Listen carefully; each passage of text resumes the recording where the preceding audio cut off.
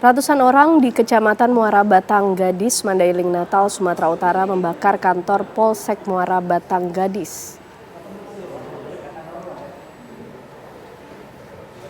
Selain membakar mako, massa juga merusak mobil dinas polisi dan sepeda motor. Amarah warga ini dipicu adanya kesalahpahaman. Warga menuding polisi membebaskan pengedar narkoba. Menurut Kapolres, terduga pengedar narkoba yang diamankan melarikan diri. Saat ditangkap masyarakat, sebelumnya terduga pelaku tidak ditemukan barang bukti. Pihak Polsek hingga kini masih mengejar terduga pelaku pengedar narkoba yang melarikan diri tersebut.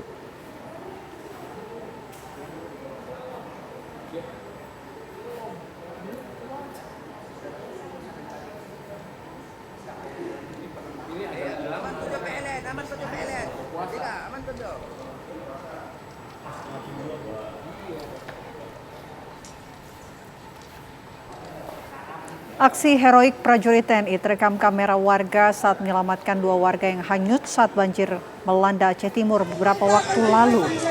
Aksi tersebut dilakukan secara spontan oleh para prajurit dari Batalion Yonif BRB Pendawa di Desa Payagajah, Perlak, Barat, Aceh Timur. Melihat ada dua warga yang hanyut, para prajurit TNI langsung terjun ke area banjir untuk menyelamatkan warga. Proses penyelamatan tersebut berlangsung 1 jam karena derasnya arus sungai. Satu warga berhasil diselamatkan, sementara satu korban lainnya hilang terseret arus.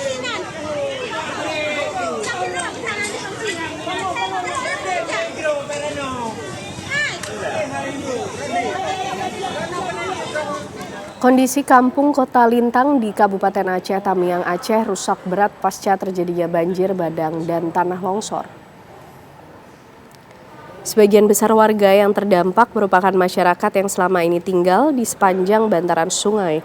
Kondisi tersebut membuat dampak bencana menjadi lebih besar dan merata karena arus banjir yang deras langsung menghantam permukiman warga.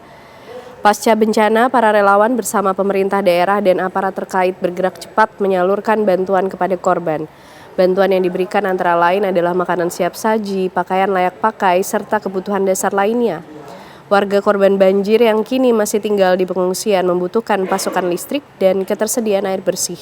Mereka juga berharap pemerintah menyediakan tempat tinggal yang layak huni.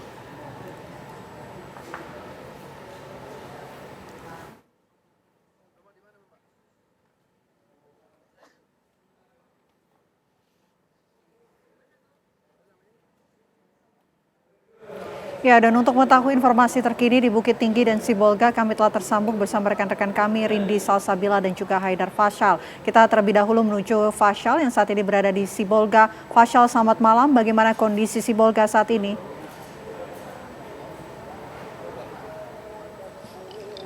Ya, Vena dan juga pemirsa, untuk kondisi Sibolga memang hingga sampai saat ini masih terus dilakukan pemulihan pasca bencana. Termasuk salah satunya adalah pembangunan hunian tetap bagi para korban terdampak bencana banjir dan juga tanah longsor yang mendampaki warga Sibolga.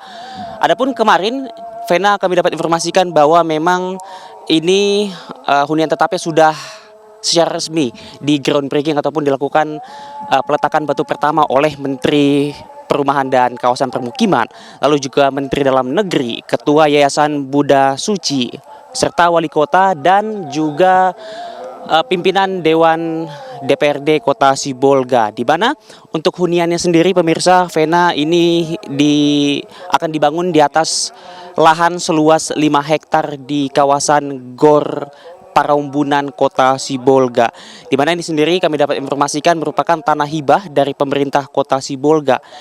Adapun untuk tahap awal sendiri, Vena dan juga pemirsa, memang hunian ini nantinya akan direncanakan akan dibangun 200 unit rumah hunian bagi warga terdampak Sibolga, di mana nantinya akan terbagi menjadi blok A sampai blok O, Vena dan juga pemirsa. Adapun satu rumahnya nantinya akan seluas 80 meter, di mana untuk luas bangunannya sendiri ini akan seluas 36 meter persegi. Selain daripada itu, memang pembangunan hunian tetap ini sendiri dilaksanakan melalui kerjasama dengan Yayasan Buddha Suci Indonesia sebagai tindak lanjut arahan Presiden Republik Indonesia dalam mempercepat pemulihan pasca bencana.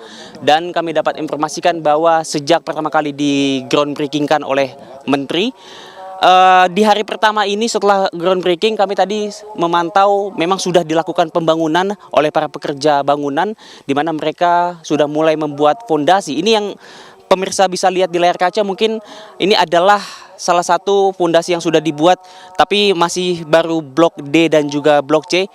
Sedangkan masih banyak lagi berarti nanti akan dibangun karena rencananya akan dibangun dari blok A sampai blok O. Jadi masih banyak lagi Vena dan juga pemirsa. Serta juga tadi kami melihat para pekerja sudah menggali parit untuk saluran irigasi air begitu. Kendati sudah akan direncanakan dibangun 200 unit rumah, namun memang kami dapat informasikan rasa-rasanya ini jumlah tersebut dianggap masih kurang, Vena dan juga pemirsa, sebab di Sibolga sendiri total ada 428 unit rumah warga yang mengalami rusak berat dan juga hilang akibat bencana. Jadi yang memang sudah benar tidak akan bisa dihuni lagi dan mereka harus segera direlokasi.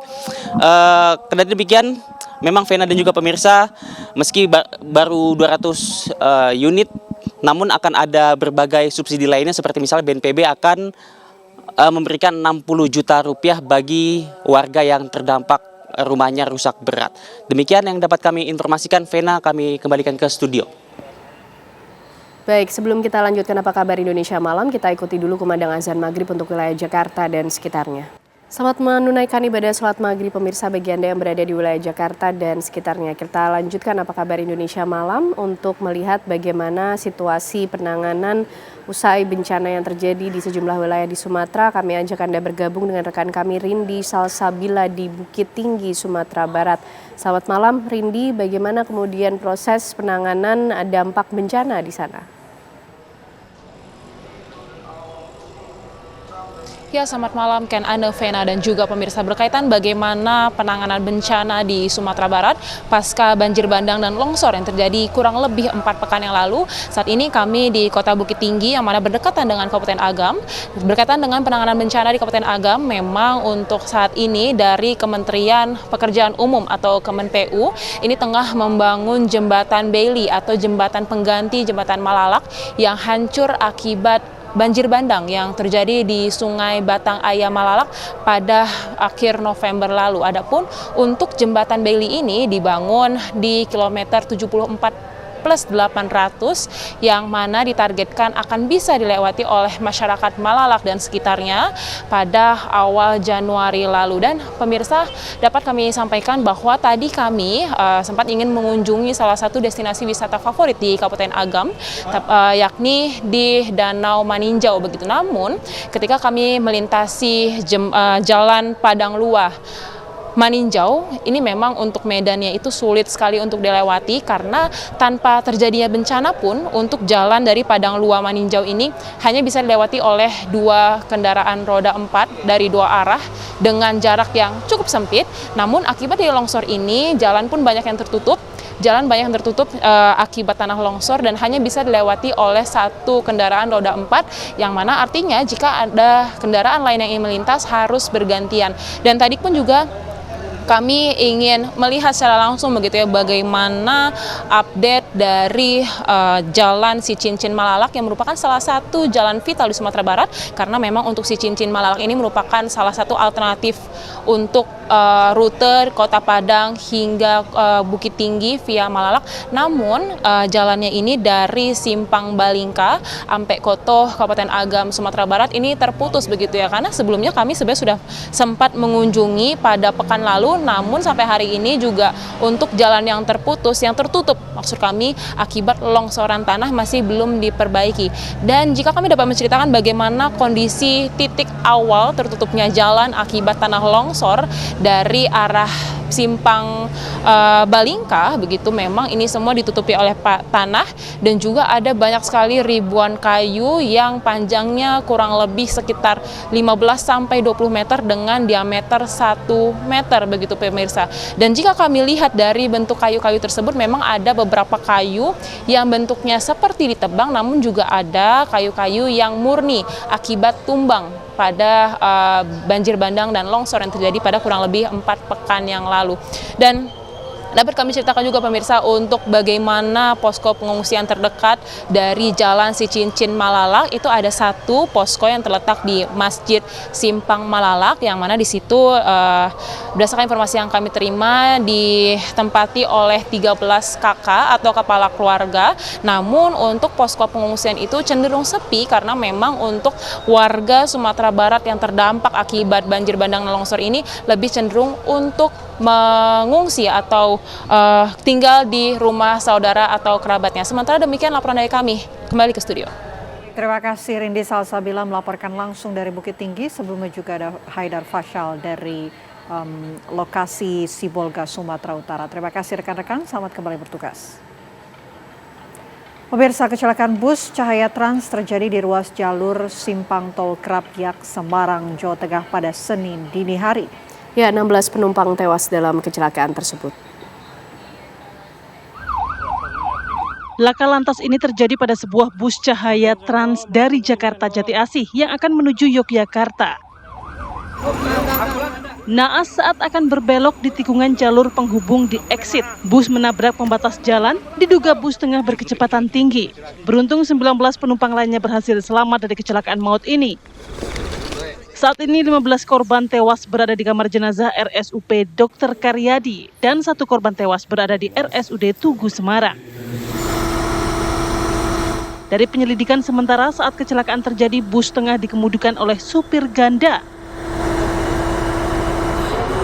Kecelakaan bus yang mengakibatkan korban 16 meninggal dunia, kemudian 8 luka. Yang saat ini korban meninggal dunia disemayamkan di Rumah Sakit Karyadi dan 1 di Rumah Sakit Ibu. Ini menjadi keprihatinan kita setelah kita cek, ternyata driver kendaraan bus tersebut adalah driver cadangan. Sementara salah satu penumpang yang selamat, Sutiadi Sarwono, menceritakan detik-detik terjadinya kecelakaan tersebut. Menurut kesaksiannya, bus melaju dengan kencang dan hilang kendali saat melaju di jalur memutar dan menurun jalan tol Kali Kangkung menuju ke arah tol Semarang ABC, menghantam beton pembatas jalan tol hingga roboh dan bus terguling. Perasaan saya itu mau saya nggak tidur, jadi tambah kenceng loh, padahal jalan turun, padahal kendaraan itu kan jalan turun biasanya ada perlambatan itu kan, namanya nggak ada.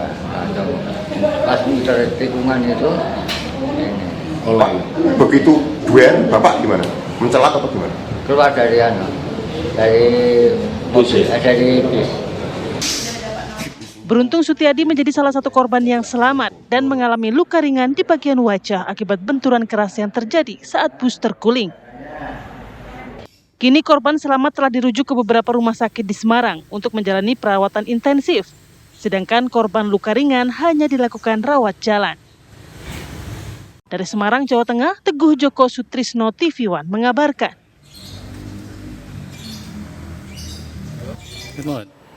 KPK menggeledah kantor Bupati Bekasi di Cikarang Pusat, Jawa Barat. Penggeledahan ini merupakan lanjutan OTT KPK terhadap Bupati Bekasi, Ade Kuswara Kunang. Kami hadirkan informasi selengkapnya untuk Anda usai jeda. Puluhan penyidik KPK menggeledah kantor Bupati Bekasi di Cikarang Pusat, Jawa Barat. Penggeledahan dilakukan pada sejumlah ruangan yang sebelumnya disegel pasca operasi tangkap tangan berkaitan dengan kasus ijon proyek.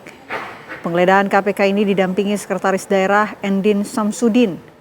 Tindakan penggeledahan ini merupakan lanjutan OTT KPK pada Kamis lalu.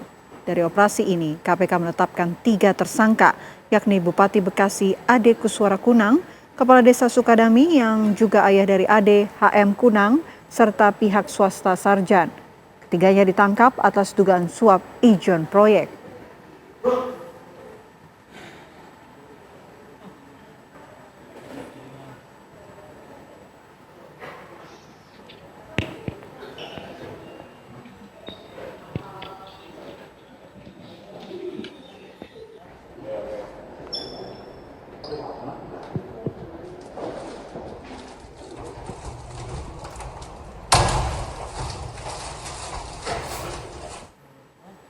Pemerintah memperkirakan kebutuhan pemulihan bencana Sumatera lebih dari 51 triliun rupiah. Sementara itu industri asuransi melaporkan total nilai klaim asuransi properti dan kendaraan korban bencana di kisaran angka 500-an miliar rupiah.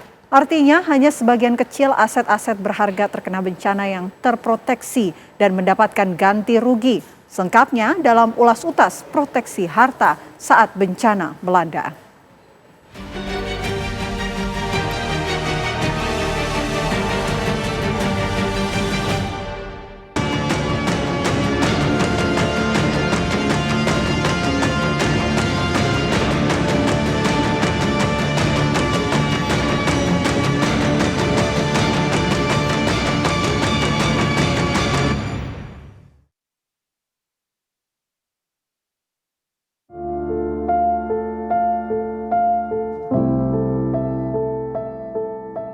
Tak hanya merenggut nyawa manusia, bencana di 3 provinsi, yaitu Aceh, Sumatera Utara, dan Sumatera Barat juga memporak-porandakan harta benda. Rumah dan kendaraan yang selama ini menjadi simbol kemakmuran rusak dan lenyap dalam sekejap. Ya, banjir bandang yang menerjang pada tengah malam membuat warga tak sempat menyelamatkan barang-barang berharga punya mereka. Tengok rumahnya sudah hancur, lebur semualah. Udah nggak ada lagi, jam 12 malam kejadian itu ya? Kejadian rumah itu yang roboh itu jam 12 malam, Pak. Kalau harta benda gimana tuh? Harta benda habislah semua. Nggak tahu kemana. Dengan kondisi rumah kayak gini, itu mau masuk ke rumah pun takut kami roboh lagi. Kalau rumah nggak ada lagi, udah hancur semuanya. Barang, harta benda kami udah nggak ada lagi. Tinggal baju kami yang ada. Baju 1 pasang di badan, yang lain habis semua. Yang paling parah Pak, 2 desa kami, Babasuwa, Kota Tengah, hancur semua. Di balik reruntuhan rumah dan aset berharga lainnya, tersembunyi beban pemulihan yang luar biasa berat yang harus dipikul warga korban bencana dan tentu juga pemerintah. Sejauh ini, estimasi total kerugian akibat bencana Sumatera yang dihimpun Badan Nasional Penanggulangan Bencana (BNPB) menembus angka 51 triliun rupiah. Ada juga estimasi yang dikeluarkan oleh lembaga riset hingga anggota dewan yang mencapai 200 triliun rupiah. Sementara itu, laporan Asosiasi Asuransi Umum Indonesia (AAUI) menyebut potensi klaim asuransi di bawah angka 1 triliun rupiah. Sementara ya saya garis bawahi klaim yang sudah masuk kita cadangkan dalam arti perhitungan yang sudah diterima oleh perusahaan asuransi anggota AUI adalah untuk klaim asuransi harta benda itu kurang lebih di 492 miliar sekian. Kemudian untuk asuransi kendaraan bermotor itu ada di kurang lebih 74 miliar 490 juta sekian, sehingga totalnya kurang lebih di 567 sekian miliar ya. Tapi angka ini tentunya akan bertambah seiring dengan beberapa lokasi yang sudah bisa dikunjungi dilakukan satu site visit sebagaimana akhirnya pihak-pihak terkait bisa melakukan perhitungan-perhitungan dan melihat tingkat kerusakannya yang ada di lapangan. Jika melihat total kerugian yang mencapai 51 triliun rupiah, artinya ada kesenjangan yang masih besar antara estimasi kerugian dan proteksi jaminan perlindungan atas aset berharga seperti bangunan rumah serta kendaraan. Kalau kita lihat sesuai dengan apa yang disampaikan pemerintah bahwa kerugian finansialnya itu kurang lebih di 51 triliun. Tapi yang menjadi objek pertanggungan itu yang baru bisa kita identifikasi masih di bawah 1 triliun. Berarti ada apa? Ada protection gap di sini yang cukup tinggi. Nah, ini yang kita sedang coba mengencourage dengan pemerintah, Kementerian Keuangan dan DPR ini ke depannya bagaimana sih? Apakah kita perlu mengencourage masyarakat dengan asuransi-asuransi yang sifatnya wajib? Wajibnya apa terhadap bencana? Misalnya seperti itu. Sebagian besar masyarakat harus menanggung risiko atas kerusakan dan hilangnya bangunan rumah serta kendaraan mereka yang nilainya tak kecil. Bisa jadi kondisi akan berbeda jika ada pengalihan risiko seperti asuransi bencana. Keberadaan asuransi ini kan mengurangi resiko itu, Mbak. Jadi mengurangi resiko, artinya selama ini resiko ditanggung mandiri, kemudian ini dengan adanya asuransi, ikut perusahaan juga ikut membantu dalam hal memberikan keringanan terkait dengan tempat tinggalnya itu, karena ada juga yang rumahnya itu rusak ringan, ada yang rusak sedang, ada yang rusak total penuh, bahkan ada yang hilang. Ya itu kan banyak sekali, karena di daerah Sumatera itu yang kemarin bencana itu ada yang hilang, ya jadi satu kampung hilang semua. Nah ini bagaimana rekonstruksinya? Tentu membutuhkan biaya, tidak saja menunggu biaya dari pemerintah, tentu melalui anggaran APBN prosesnya agak lama, tetapi juga mungkin yang bagus melalui non APBN. Jadi salah satunya dari asuransi ini sangat penting sekali, saya kira itu. Pemerintah sendiri telah menyiapkan anggaran untuk warga bisa membangun atau memperbaiki rumah yang rusak di lokasi semula. Nilainya antara 15 hingga 60 juta rupiah untuk rumah rusak ringan hingga berat. Itu ada pembangunan rumah in situ di tempat yang lama. Nah, untuk pembangunan tempat yang in situ ini, itu yang disampaikan oleh Bapak Presiden, insentifnya rumah rusak berat itu 60 juta, rusak sedang 30 juta, rusak ringan 15 juta. Tetapi ada satu konsep utama yang perlu nanti kita dan akan kita sosialisasikan adalah lokasi yang lama, lokasi existing ini, itu bisa kita rekayasakan, bisa kita buat satu lingkungan yang lebih baik. Dahsyatnya kerusakan dan kerugian material akibat bencana Sumatera bisa menjadi cermin perlunya jaminan asuransi bencana yang bersifat wajib bagi warga, seperti halnya jaminan kesehatan. Tujuannya untuk memberi jaminan rasa aman ketika ada bencana yang membawa korban aset atau propertinya. Menurut saya ini asuransi wajib bencana menjadi sangat mendesak untuk diterapkan, Mbak. Artinya diwajibkan kepada seluruh masyarakat Indonesia, mengingat Indonesia pertama sebagai negara yang istilahnya 1000 bencana. Ini kan kita ini disebut negeri 1000 bencana, Mbak. Jadi banyak bencana, sehingga keberadaan asuransi bencana, wajib bencana ini merupakan suatu hal yang sangat dibutuhkan oleh masyarakat. Jadi dalam rangka apa? Untuk memberikan perlindungan tidak hanya pada aset properti, tetapi juga memberikan satu kondisi di mana masyarakat itu merasa aman, nyaman ketika ada yang namanya bencana yang membawa korban atau istilahnya membawa kerusakan bagi aset maupun propertinya. Perlindungan atas aset berharga tak hanya berlaku bagi masyarakat, tapi juga aset-aset negara, agar beban pemerintah menanggung seluruh kerusakan infrastruktur tak terlalu berat. Karena menurut data tahun 2025, baru 24% aset negara yang terproteksi.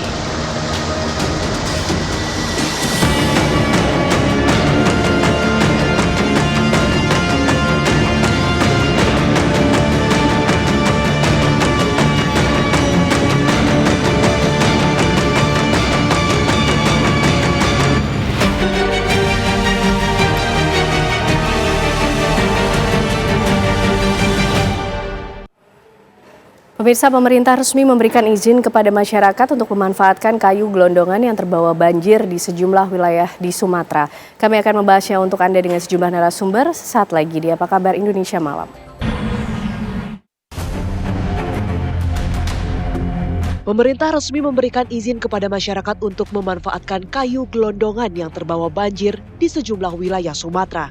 Kebijakan tersebut diumumkan Menteri Sekretaris Negara Prasetyo Hadi dalam konferensi pers pemulihan pasca bencana di Pangkalan Udara TNI AU Halim Perdana Kusuma, Jakarta pekan kemarin. Prasetyo menjelaskan bahwa Kementerian Kehutanan telah menerbitkan surat edaran yang ditujukan kepada seluruh pemerintah provinsi serta pemerintah kabupaten dan kota di wilayah terdampak.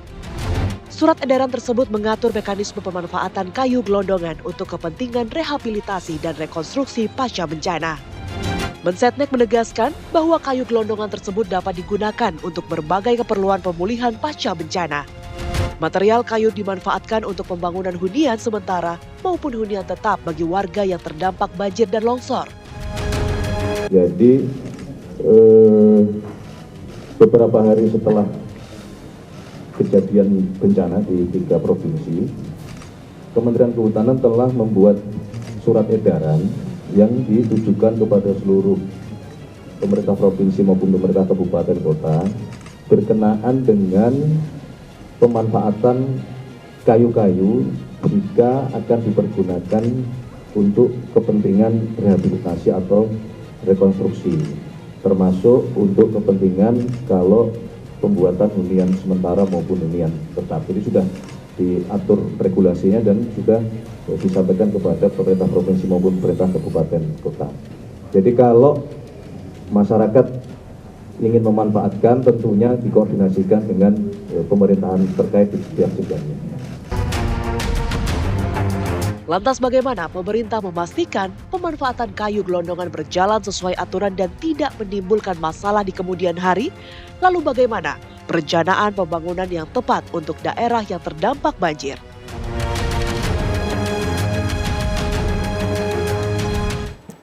Ya, pemirsa, pemerintah ini resmi memberikan izin bagi masyarakat untuk memanfaatkan kayu gelondongan yang terbawa oleh banjir bandang yang terjadi di sejumlah wilayah di Sumatera untuk proses rehabilitasi dan juga rekonstruksi pasca bencana. Lalu bagaimana pemerintah memastikan atau menyediakan mekanisme sehingga pemanfaatan kayu ini bisa dilakukan sesuai dengan aturan dan tidak justru nanti menimbulkan permasalahan hukum di kemudian hari? Malam hari ini kita akan membahasnya bersama dengan sejumlah narasumber yang sudah bergabung di Apa Kabar Indonesia Malam. Ada Bang Respiratori Sadam Al-Jihad, tenaga ahli utama KSP. Bang Sadam, selamat malam. Selamat malam. Apa kabar, sehat Bang? Alhamdulillah. Alhamdulillah, terima kasih malam hari ini sudah hadir dan juga bergabung bersama kita. Ada Pak Suprayoga Hadi, anggota Dewan Pembina Ikatan Ahli Kebencanaan Indonesia atau IABI. Pak Yoga, selamat malam. Selamat malam. Terima kasih juga sudah hadir malam hari ini Pak Yoga. Terima kasih banyak. Dan juga bergabung bersama kita Pak Marco Kusumawijaya, pakar tata kota. Pak Marco, selamat malam, sehat? Selamat malam. Terima kasih sudah bergabung. Dan juga melalui sambungan Zoom, bersama kita ada Insinyur Asar Saputra, tim riset Rumah Tangguh UGM. Selamat malam Pak Asar. Selamat malam Mbak Ani. Oke, baik. Bang Sadam, apa yang menjadi pertimbangan pemerintah akhirnya memberikan izin secara resmi bagi masyarakat untuk memanfaatkan kayu gelondongan ini? Iya, tanggal 1 Desember ya,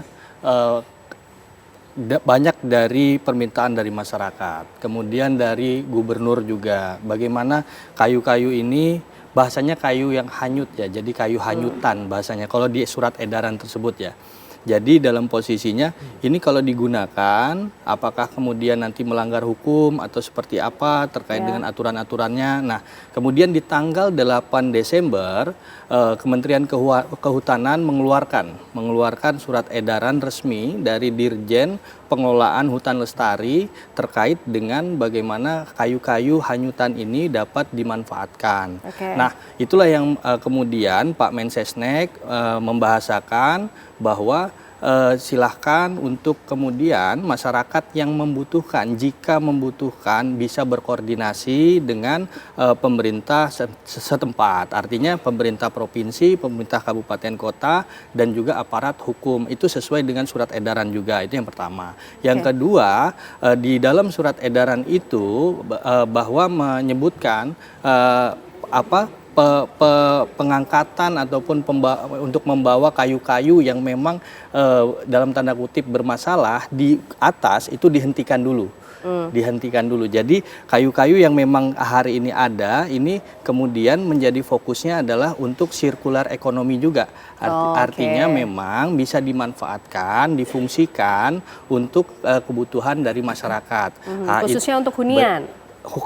kalau terkait dengan hunian ya, dan memang itu menjadi permintaan masyarakat, itu dibolehkan asal tadi berkoordinasi supaya apa? Supaya ini ternyata kita khawatirkan menjadi alat bukti ya kan? Alat bukti dari apa? Dari perusahaan-perusahaan ataupun illegal logging dan lain sebagainya. Nah, ini yang kemudian pemerintah sebetulnya menjaga dan melindungi masyarakat terkait dengan itu. Tapi tadi yang kita sampaikan, ini bisa berkoordinasi dengan pemerintah daerah, pemerintah provinsi, dan alat penegak hukum.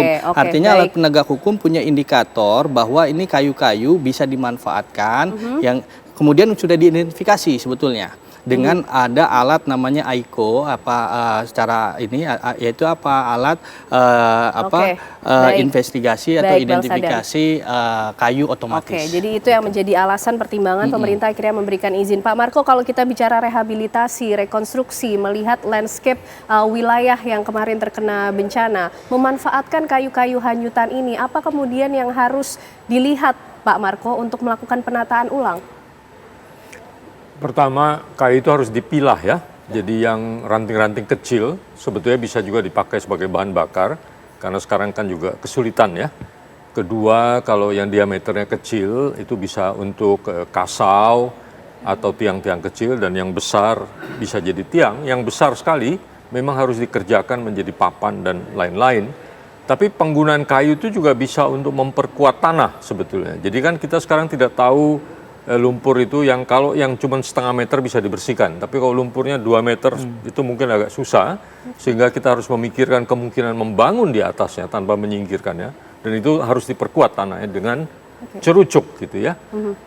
Sebetulnya juga mungkin membuat jembatan dari kayu juga bisa. Tapi untuk itu masih diperlukan bantuan menurut saya, baik dari masyarakat maupun pemerintah. Yang paling strategis sebetulnya membuat palong. Bengkel kayu. Bengkel kayu. Ya, jadi kayu-kayu ini memang harus disingkirkan dari aliran air supaya kita tidak tahu akan ada hujan atau tidak lagi, supaya tidak menghambat aliran air. Nah, disingkirkannya itu di mana? Dikonsentrasikan di palong-palong. Palong ini bahasa lokal tapi umum juga dipakai untuk bikin bengkel kayu. Lalu pemerintah atau masyarakat lain harus membantu dengan alat-alat pertukangan sederhana. Ya, tapi kalau kayu gelondongan yang besar sekali itu mungkin perlu mesin ya. Tapi yang kecil-kecil bisa pakai gergaji tangan, palu, paku, cangkul dan lain sebagainya harus disediakan di bengkel. Nah, karena sudah ada koordinasi dengan pemerintah, ya bengkel itu menjadi titik yang memudahkan menurut saya.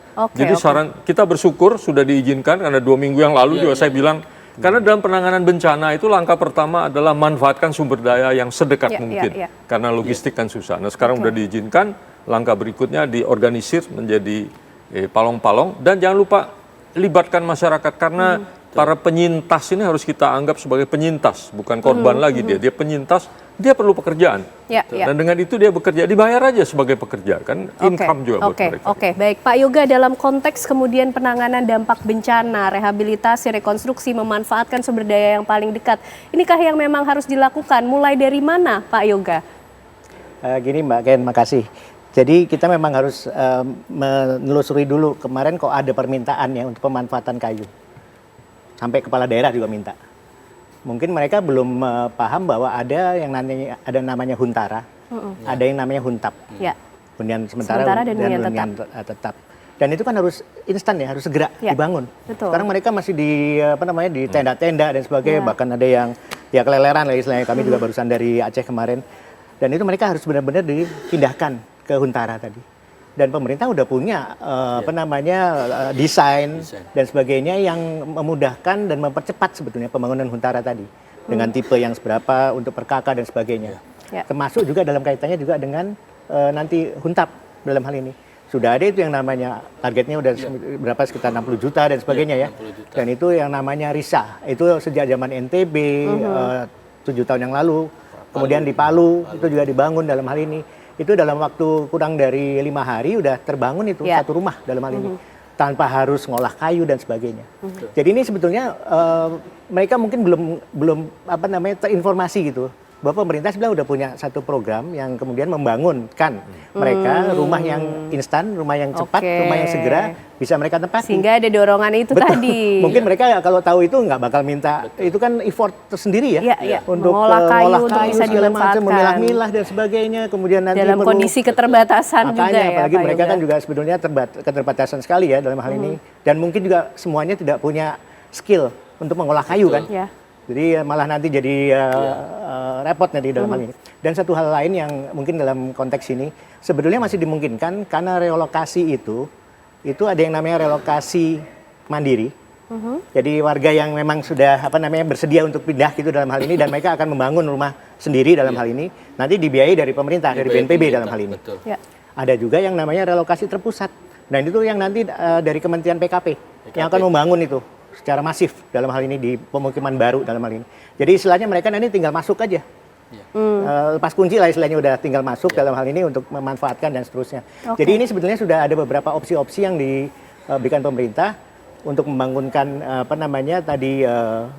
huntap, baik itu secara mandiri maupun secara terpusat, maupun tadi huntara yang sekarang sudah mulai dikerjakan di lapangan dalam hal ini.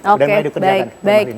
Pak Asar, ini dari UGM yang sudah melakukan kajian sekaligus juga yang memiliki ide nih soal penggunaan atau pemanfaatan kayu hanyutan ini, seperti apa sih, apa yang menjadi pertimbangan, apa yang menjadi ide untuk kemudian memanfaatkan kayu-kayu hanyutan ini, Pak? Baik, terima kasih Mbak Ane. Saya sepakat dengan yang disampaikan Pak Marco tadi. Intinya memanfaatkan sumber daya yang tersedia. Kalau dilihat tadi di tayangan, kayu-kayu itu sangat bervariasi dari sisi diameter maupun panjang. Tetapi harapannya itu tidak disia-siakan.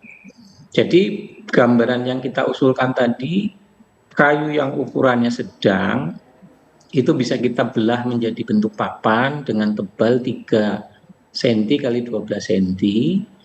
Kemudian kayu yang kecil-kecil bisa dibuat papan dengan ukuran yang lebih tipis, yaitu 1,5 cm.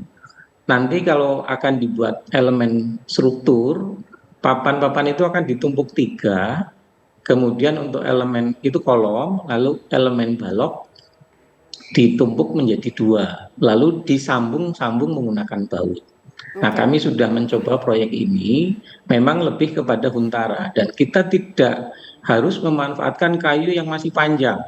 Ada kayu panjang 1 meter, kayu panjang 1,5 meter dibuat menjadi papan, kemudian kita gapit, kita sambung-sambung, kita tempel dengan baut, sudah bisa membuat elemen struktur. Kemudian kayu yang kecil-kecil, yang diameter kecil, yang tebalnya bisa kita buat dengan papan 1,5 cm, bisa kita gunakan untuk dinding. Saya setuju dengan Pak Marco tadi, memang sebaiknya segera diangkat dari jalur air dan kemudian bisa dibawa ke palong tadi. Nah, ini kemudian dibuat yang sekiranya memang bisa dikerjakan oleh masyarakat secara mandiri, sehingga kemudian bisa dikerjakan oleh masyarakat sendiri. Kami sudah mencoba bahwa peralatan yang digunakan adalah gergaji manual, palu, paku, dan kemudian bor tangan maupun bor listrik untuk menyambung dengan baut. Ini sudah bisa kita buatkan rumah model 6x6 dan bisa diselesaikan dalam waktu kurang lebih 3 hari dengan 6 tenaga kerja yang biasa-biasa harinya tidak terlatih. Jadi poinnya adalah memanfaatkan material yang ada dan tidak harus dengan material yang masih utuh panjang 3 meter atau lebih panjang. Material yang pendek-pendek pun yang karena hanyutan itu ada yang 1 meter, 1,5 meter dan sebagainya, itu kita buat saja menjadi bentuk papan, lalu kemudian kita sambung dengan teknik tertentu sehingga bisa membuat kolom panjang 3 meter, bisa membuat balok panjang 6 meter dengan disambung, ditumpuk menggunakan baut, itu akan menjadi elemen struktur. Lalu dindingnya menggunakan dinding papan tipis yang dibuat dari kayu-kayu yang diameternya lebih rendah. Ya tentu saja ini kalau segala clearance-nya sudah bisa digunakan. Demikian kira-kira gambarannya, Mbak. Oke, jadi itu gambaran struktur yang kira-kira possible dan mungkin dilakukan ya, memanfaatkan kayu hanyutan. Nah, pertanyaan berikutnya ketika kita bicara pemanfaatan kayu, Bang Sadam, ini payung hukumnya seperti apa? Jangan sampai ini justru kemudian menimbulkan masalah di kemudian hari ya. Tapi jawabnya nanti Bang Sadam, usai jeda kami kembali hadir untuk Anda pemirsa.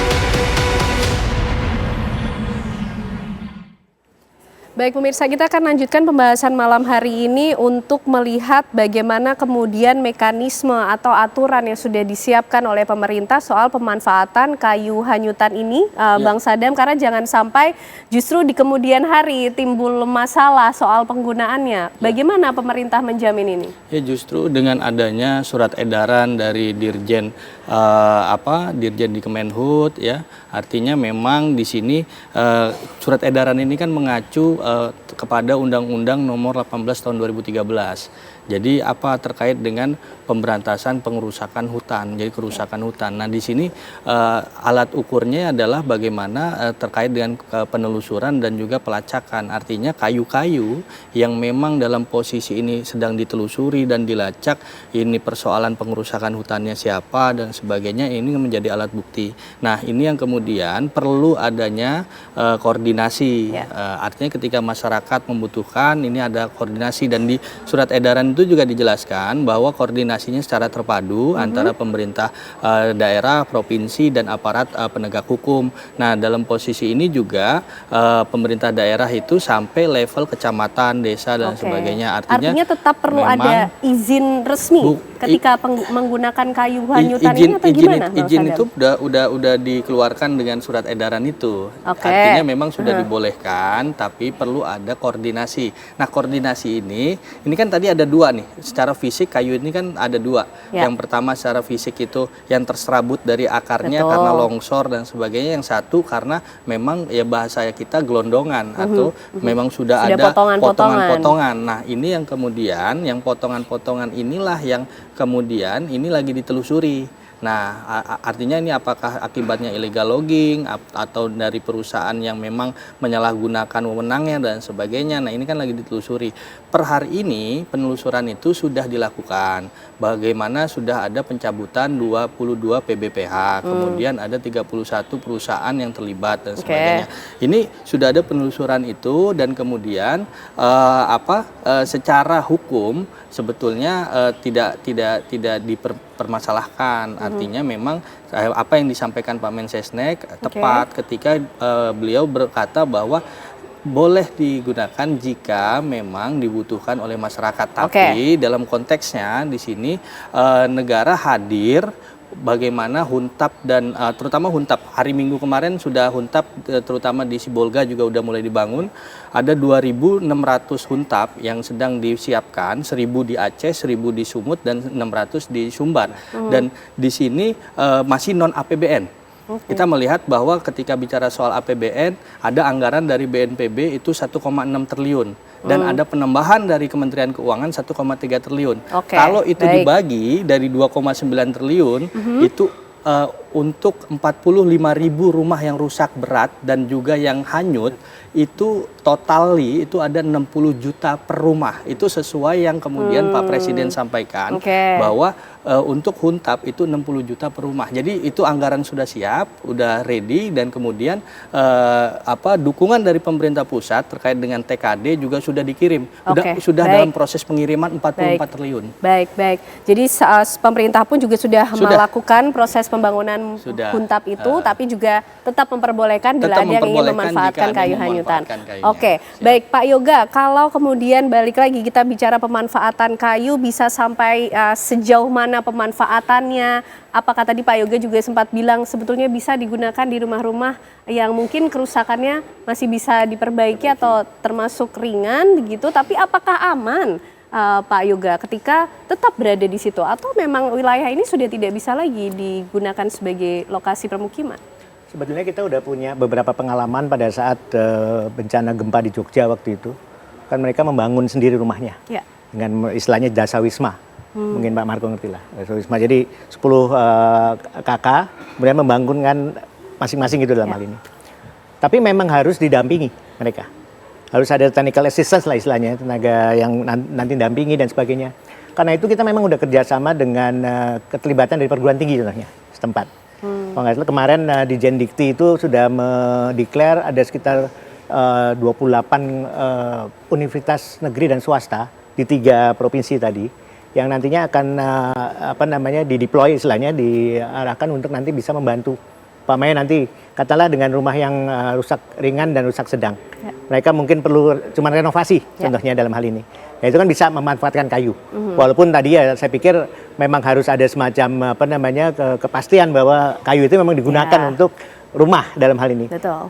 Nggak tahu kalau kayunya untuk yang lain dalam hal ini kan. Ya. Oleh karena itu kita memang harus ada semacam mungkin standarisasi dalam hal ini untuk bagaimana pemanfaatan kayu dan kemudian kayu seperti apa yang digunakan nanti untuk kolom dan sebagainya dalam hal ini, dan nanti mungkin nanti bisa didampingi oleh perguruan tinggi dalam hal ini untuk nanti bisa menjadi semacam konsultan yang bisa membantu masyarakat yang memang ingin memanfaatkan kayu untuk renovasi rumahnya dalam hal ini. Memang agak berbeda dengan yang huntap yang totally new rumah baru house yang nanti akan dibangun dalam hal ini. Tapi kalau mereka memang ingin membangun juga dengan angka 60 juta, itu kan juga ada 2 pilihan ya dalam hal ini. 60 juta dengan manfaatin kayu, 60 juta atau tidak menggunakan kayu dalam hal ini. Ini kan 2 opsi juga yang berbeda. Karena itu memang harus ada pendataan lebih lanjut dalam hal ini. Termasuk juga Mbak Ken yang juga menjadi penting. Mungkin tidak semuanya rumah yang sedang dan rusak ringan dalam hal ini itu juga masih layak berdiri di situ. Betul. Dia juga ada kemungkinan harus juga pindah. Umpamanya dia ada di bantaran sungai, ada di sepadan sungai, which is memang nggak boleh di situ tinggal umpamanya. Jadi dia harus direlokasi. Jadi dia juga nggak punya hak lagi untuk nanti hanya merenovasi. Dia punya hak nanti untuk mendapat yang 60 juta. Karena hitungannya kalau nggak salah 15 juta untuk yang rusak ringan, 30 juta untuk yang rusak sedang, kemudian 60 juta untuk yang rumah baru dalam hal ini. Jadi ada entitled istilahnya, nanti dia akan dapat rumah yang seperti apa nanti dari pemerintah. Gitu. Pak Marco, lokasi-lokasi apa yang kemudian harus diperhatikan atau diperhitungkan menjadi tempat relokasi kalau kita bicara soal menata ulang wilayah atau menata ulang kota? Saya kira pertama membedakan huntara dengan huntap ya. Huntara ini punya 2 kriteria kalau mau dibangun. Pertama dia harus mudah dicapai oleh bantuan logistik kan, karena masih berjalan terus setidaknya selama 2 atau 3 bulan ke depan. Tapi dia juga tentu harus aman. Yang ketiga sebetulnya sedekat mungkin dengan tempat kerja mereka gitu. Jadi kita melihat kan juga sawah-sawah rusak. Jadi mereka pasti ingin segera mungkin juga memperbaiki sawah dan kebun yang masuk akal gitu. Dan karena itu 3 kriteria itu penting, dan bagaimana menerapkannya saya tidak bisa mengatakan karena harus dilihat kasus per kasus gitu.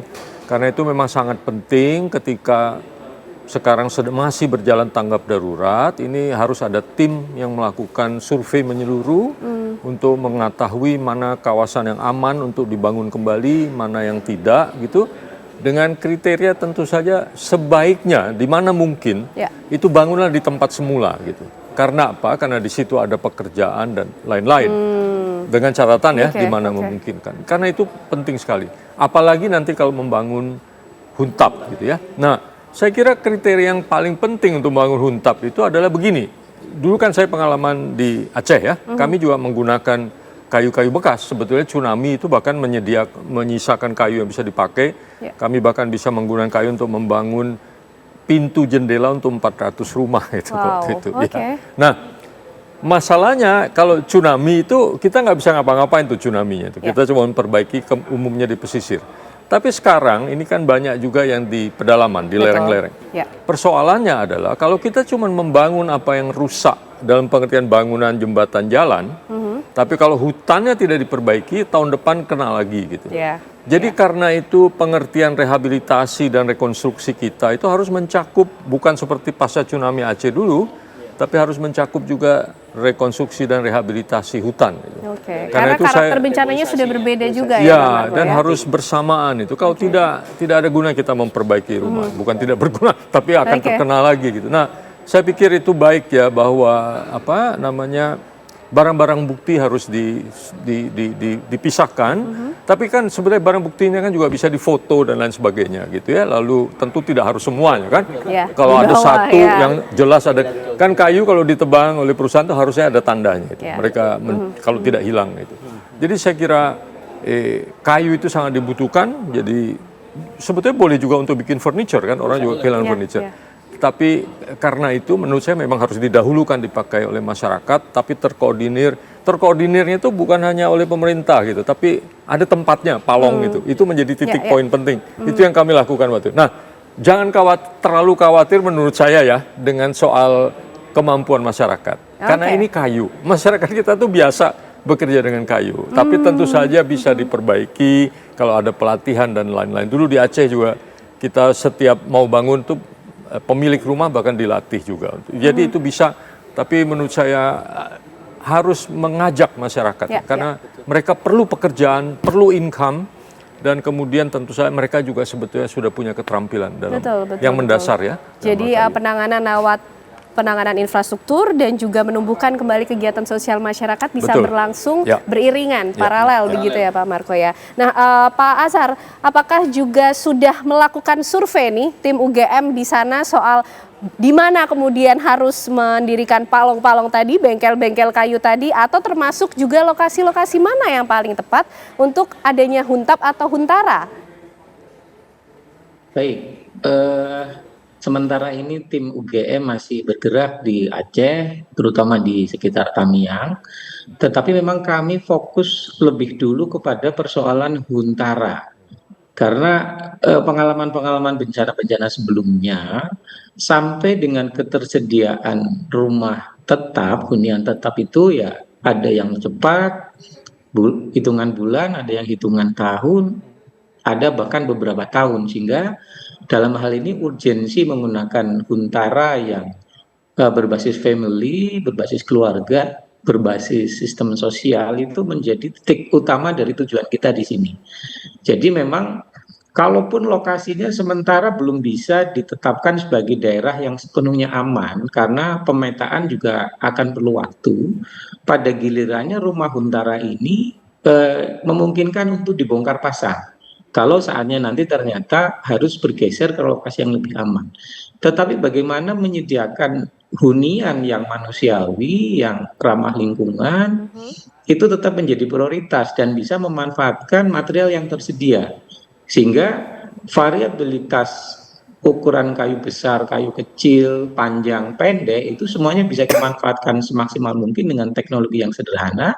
Dan ini memang diharapkan akan dilakukan pelatihan sehingga nanti sistemnya sama seperti yang di Jogja dulu menggunakan kelompok masyarakat atau yang disebut dengan Pokmas, sehingga warga bergotong royong membuatkan rumah secara bergiliran, sementara huntara dulu selama mungkin dalam satu arti ini lokasi yang tetap, lokasi yang lebih aman belum bisa diputuskan, maka kemudian bagaimana menyediakan hunian yang manusiawi, para penyintas ini tidak terlalu lama tinggal di tenda. Demikian Mbak Ane. Oke, baik, karena kemudian yang menjadi perhatian jangan sampai adanya gelombang bencana kedua, timbul penyakit yang tidak kita harapkan ketika para penyintas ini harus bertahan cukup lama di tenda pengungsian. Nah, berikutnya menjadi pertanyaan Bang Sadam, seperti apa kemudian perhatian pemerintah tadi menjawab pertanyaan dari Pak Marco, jangan kemudian hanya fokus pada huntap, huntara, tapi di hulunya juga harus diperbaiki. Dijawabnya nanti Bang Sadam ya, sesaat lagi kami hadir untuk Anda pemirsa. Anda kembali menyaksikan Apa Kabar Indonesia Malam pemirsa. Jelang libur Natal dan Tahun Baru, Bandara Soekarno-Hatta dipadati ribuan penumpang. Antrian terlihat mengular di area counter check-in keberangkatan. Kepadatan penumpang terjadi karena adanya pemberian diskon tarif tiket pesawat untuk rute penerbangan domestik yang berlaku dari 22 Desember hingga 10 Januari. Berdasarkan data pengelola bandara, terjadi lonjakan jumlah penumpang pesawat mencapai 25% jika dibanding hari biasa. Begitu juga dengan pergerakan pesawat mencapai 1.172 pesawat dan merupakan jumlah tertinggi selama periode Nataru. Untuk menghindari keterlambatan, pihak bandara menghimbau para penumpang datang 3 jam lebih awal guna menghindari ketertinggalan pesawat.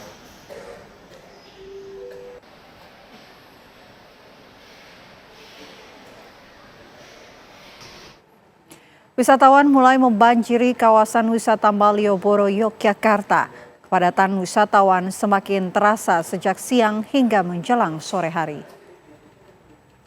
Sebagian besar wisatawan tampak menikmati suasana khas Yogyakarta, berfoto di spot unik di Malioboro hingga menikmati angkutan tradisional andong. Sebagian wisatawan juga menikmati sajian kuliner dan berbelanja oleh-oleh khas.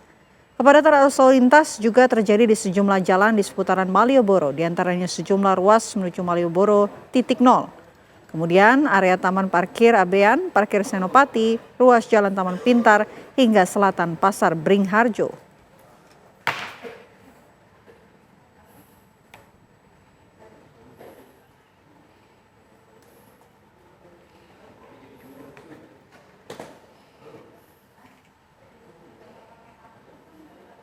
Ya, dan untuk mengetahui informasi terkini kondisi kepadatan arus lalu lintas jelang libur Natal dan Tahun Baru, kami telah tersambung bersama dengan beberapa rekan kami yang berada di Cikampek dan Yogyakarta. Kita terlebih dahulu menuju Yogyakarta, sudah ada rekan kami Andri Prasetyo di kawasan Malioboro, Yogyakarta. Selamat malam, Andri. Bagaimana kawasan Malioboro malam hari ini? Ya, Vina, kita dan juga pemirsa, semakin malam kawasan Malioboro, Yogyakarta ini semakin ramai akan wisatawan, di mana pada momen libur Natal dan Tahun Baru ini, kawasan Malioboro masih menjadi destinasi favorit para wisatawan untuk menghabiskan libur akhir tahun. Nampak pada malam hari ini di dua sisi jalur pedestrian ini dipadati oleh para wisatawan yang datang dari luar kota. Mereka nampak berjalan kaki sambil menikmati suasana malam Malioboro. Karena memang Malioboro ini dikenal tak hanya pada siang hari, akan tetapi pada malam hari justru semakin ramai karena biasanya wisatawan luar kota yang datang ke Yogyakarta ini pada siang hari hingga sore ini akan berwisata di kawasan lain, misalkan di pantai, kemudian di Candi Prambanan dan Borobudur. Kemudian pada malam hari baru mereka akan berjalan-jalan di sekitar kawasan Malioboro ini untuk menikmati keindahan kota Yogyakarta, khususnya kawasan Malioboro, dengan mulai mencari kuliner, kemudian mencari oleh-oleh toko batik, kemudian oleh-oleh makanan khas Yogyakarta seperti bakpia dan lainnya. Sehingga memang setiap malam, terutama pada libur akhir tahun ini, kawasan Malioboro padat akan wisatawan begitu. Dan memang khusus untuk libur akhir tahun ini, Jalan Malioboro yang biasanya dilakukan penutupan pada pukul 6 hingga 9 malam ini dibuka sehingga kawasan Malioboro jalan ini masih bisa dilalui oleh kendaraan bermotor seperti roda 2 maupun kendaraan pribadi. Ini dilakukan untuk agar para wisatawan luar daerah bisa menikmati kawasan Malioboro yang menjadi salah satu destinasi favorit di kota Yogyakarta. Demikian informasi dari Yogyakarta, kita kembali ke studio, Vina. Baik, dari Yogyakarta pemirsa kami ajak Anda menuju ke Cikampek, sudah ada rekan kami Agung di sana. Selamat malam Agung, bagaimana kondisi Cikampek? Iya, selamat malam Vina juga pemirsa, informasi perkembangan terbaru pantauan arus lalu lintas jelang libur Natal di ruas tol Jakarta Cikampek pada malam hari ini terpantau ramai dan lancar dari kedua arah. Rata-rata kendaraan yang melintas di ruas tol Jakarta Cikampek, terutama yang akan menuju ke arah Palimanan ataupun menuju ke arah Bandung, melaju dengan kecepatan rata-rata sekitar 80 sampai 100 km per jam. Dan memang kalau kami memantau setiap harinya di ruas tol Jakarta Cikampek, memang ada selalu peningkatan, di mana memang pada hari ini kendaraan yang melintas di ruas tol Jakarta Cikampek sejak pagi hingga sore tadi tercatat ada sekitar 649 kendaraan. Ini terbagi dua arah, yakni dari arah Jakarta menuju ke arah Palimanan melalui gerbang tol Cikampek Utama tercatat ada 19.676 kendaraan, sedangkan kendaraan yang datang dari arah Jakarta menuju ke arah Bandung melalui gerbang tol Kaliurip Utama tercatat ada sebanyak 20.973 kendaraan. Dan memang kalau pada hari kemarin sejak pukul 5 pagi hingga 5 pagi tadi tercatat ada 70.067 kendaraan. Memang pada panjang hari ini belum terlihat adanya lonjakan ataupun kemacetan di sepanjang titik di ruas tol Jakarta Cikampek, tetapi petugas kepolisian sudah menyiapkan skema-skema rekayasa lalu lintas bila mana nantinya terjadi lonjakan ataupun penumpukan kendaraan di ruas tol Jakarta Cikampek, yang mana akan diberlakukan rekayasa lalu lintas kontraflow seperti di mana nantinya akan diberlakukan di titik-titik kepadatan ataupun kemacetan. Adapun titik rawan kepadatan seperti terjadi di kilometer 47 karena memang ini merupakan titik pertemuan antara tol Layang Mbz dengan tol Jakarta Cikampek. Selain itu juga titik kepadatan kerap terjadi yang akan memasuki ke rest area di kilometer 57. Dan selain itu juga untuk mengantisipasi kepadatan ataupun kemacetan di ruas tol Jakarta Cikampek, pihak pengelola tol juga pada hari ini memberikan diskon tarif tol yang mana ini diberlakukan pada tanggal 22 Desember pukul 00 hingga tanggal 23 pukul 24.00. Dan tarif tol ini diskonnya yakni diberikan sekitar 20%, yang mana para pengendara hanya dikenakan bayar Rp345.850 untuk kendaraan golongan 1. Upaya ini dilakukan untuk mengantisipasi puncak arus mudik Natal yang akan diprediksi pada tanggal 24 Desember nanti. Sementara itu yang dapat kami kabarkan, kembalikan ke Anda di studio Pena. Baik, terima kasih Agung Prasetyo melaporkan langsung dari Cikampek, Karawang, Jawa Barat. Sebelumnya juga ada Andri Prasetyo dari kawasan Malioboro, Yogyakarta. Terima kasih rekan-rekan, selamat kembali bertugas. Sementara itu pemirsa, jelang libur Natal dan Tahun Baru, ribuan wisatawan memadati Candi Prambanan di Sleman, Yogyakarta. Candi Prambanan di Sleman, Yogyakarta dipadati ribuan wisatawan. Mereka datang untuk mengunjungi destinasi peninggalan umat Hindu tersebut. Para wisatawan didominasi dari kalangan keluarga hingga pelajar. Pada momen libur Natal dan Tahun Baru kali ini, pengelola Candi Prambanan menyebut terjadi lonjakan pengunjung hingga 2 kali lipat dibandingkan hari biasa. Lonjakan pengunjung mencapai 15.000 per hari. Pengelola menargetkan jumlah kunjungan wisatawan bisa menembus 20.000 orang per hari pada saat Natal dan malam Tahun Baru. Selain menikmati peninggalan sejarah, wisatawan juga bisa menikmati wisata kuliner jadul yang digelar di area Prambanan.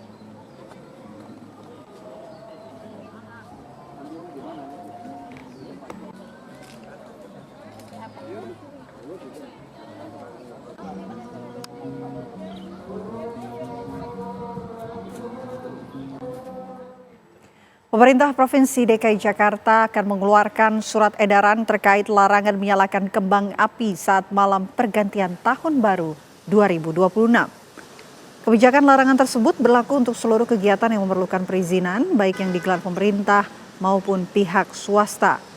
Gubernur DKI Jakarta Pramono Anung mengatakan larangan tersebut mencakup kegiatan di hotel, pusat perbelanjaan hingga lokasi keramaian lainnya. Surat edaran akan diterbitkan oleh Sekretaris Daerah DKI Jakarta dalam waktu dekat. Kebijakan tersebut diambil sebagai bentuk keprihatinan atas musibah yang terjadi di sejumlah daerah, terutama Sumatera.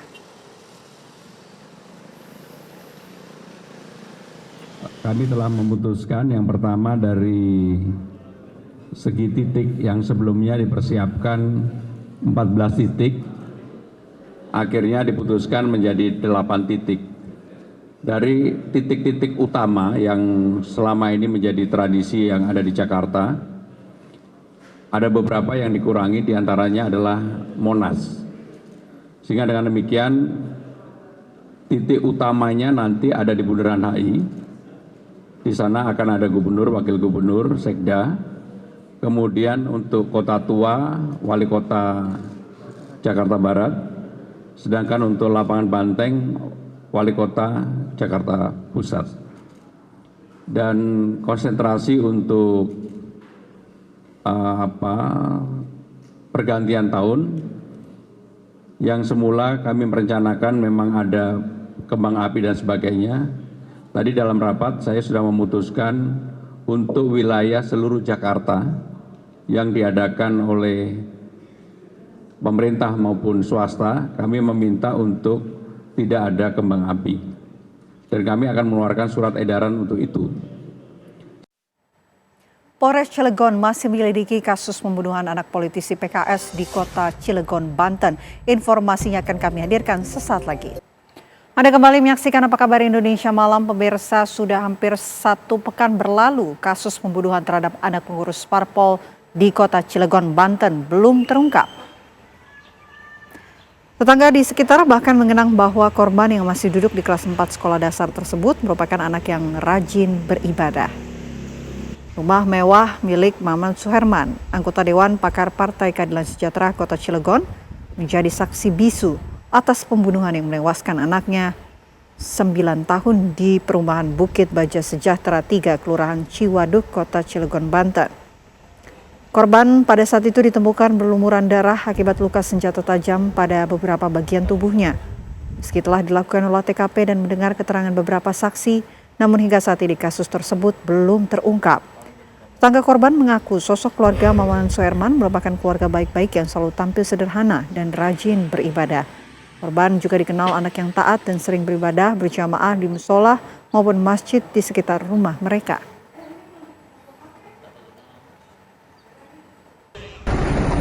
Kan udah dijelaskan kemarin. Iya. Ada perkembangan baru nggak, Bang? Proses. Iya tuh, masih proses. Gitu aja. Udah ada petunjuk baru, Bang? Nanti disampaikan. Intinya kan keungkap pelakunya. Oke. Ya. Penyidik Kejaksaan Agung mengamankan seorang jaksa berinisial TF di Hulu Sungai Utara, Kalimantan Selatan dan langsung menyerahkannya ke Komisi Pemberantasan Korupsi.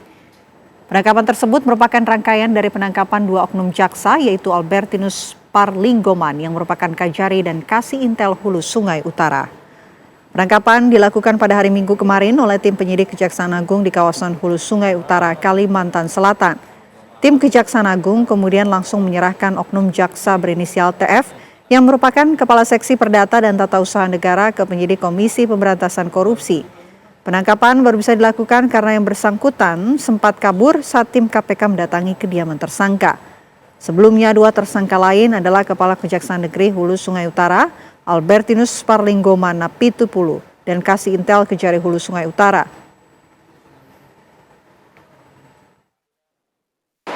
Penyerahan oknum jaksa pada Kejaksaan Negeri Hulu Sungai Utara kepada penyidik KPK. Kejaksaan Agung menegaskan komitmennya untuk mendukung secara penuh upaya pemberantasan tindak pidana dilakukan oleh KPK, termasuk dalam hal penyidikan terhadap oknum aparat penegak hukum yang diduga melakukan perbuatan melanggar hukum. Kedua, pada hari tadi, Senin, tanggal 22 Desember 2025, Kejaksaan telah menyerahkan seorang oknum TF Kasih Datun pada KPK untuk kepentingan proses penyidikan dan sudah terima dan saat ini sedang melakukan pemeriksaan. Pasca banjir bandang yang menerjang kawasan wisata Guci, Kabupaten Tegal, kondisinya berangsur pulih. Aktivitas wisata di lokasi tersebut mulai kembali normal.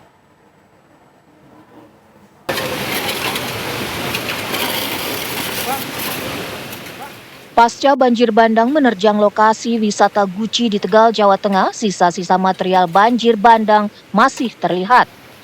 Petugas gabungan hingga masyarakat melakukan gotong royong pembersihan.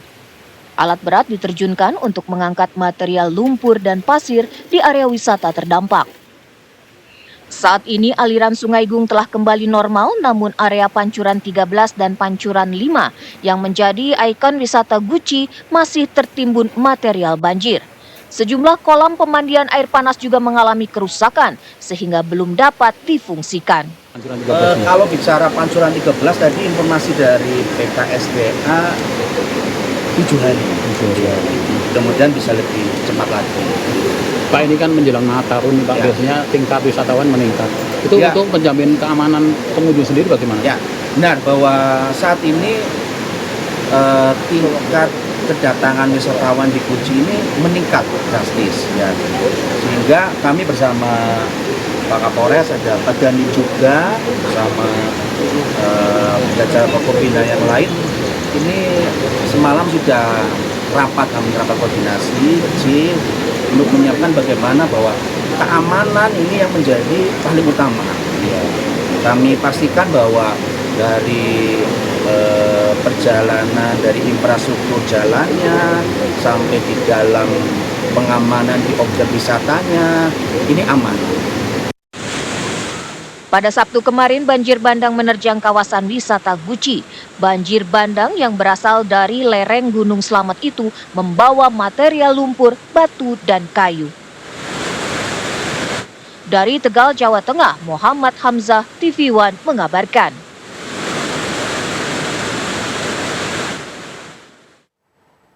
Seorang pelajar yang sebelumnya dilaporkan hilang terseret arus di Pantai Dewa Ruci, Jatimalang, Purworejo ditemukan dalam kondisi meninggal dunia.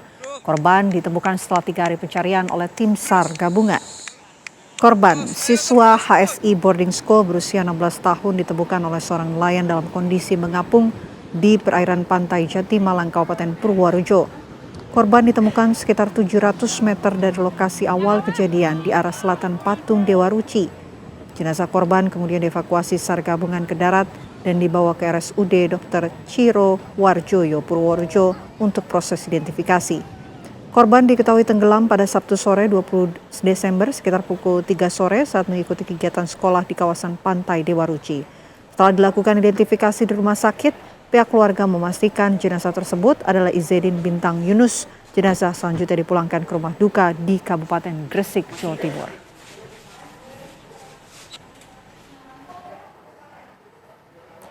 Sesosok jasad wanita tanpa identitas dalam kondisi penuh luka bakar ditemukan di tepi sungai di Kelurahan Waruruma, Kota Bau-Bau, Sulawesi Tenggara. Selain luka bakar, ditemukan luka robek akibat sayatan benda tajam di leher korban. Korban pertama kali ditemukan seorang warga yang curiga dengan sekelompok biawak di tepi sungai yang sedang memakan sesuatu. Saat dihampiri, rupanya jasad seorang wanita. Sekujur tubuh korban penuh luka bakar dan luka di leher. Polisi langsung melakukan olah TKP dan menemukan bekas pembakaran di samping jasad korban.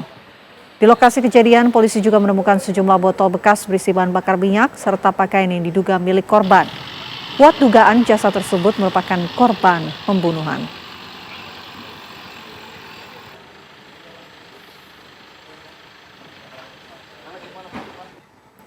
Ya, dan pemirsa, kabar tadi sekaligus menutup perjumpaan kita di Apa Kabar Indonesia Malam. Saya Vena Kintan. Dan saya Kenana, pemirsa, serta teman-teman yang bertugas di Apa Kabar Indonesia Malam. Pamit undur diri. Terima kasih, selamat malam. Sampai jumpa.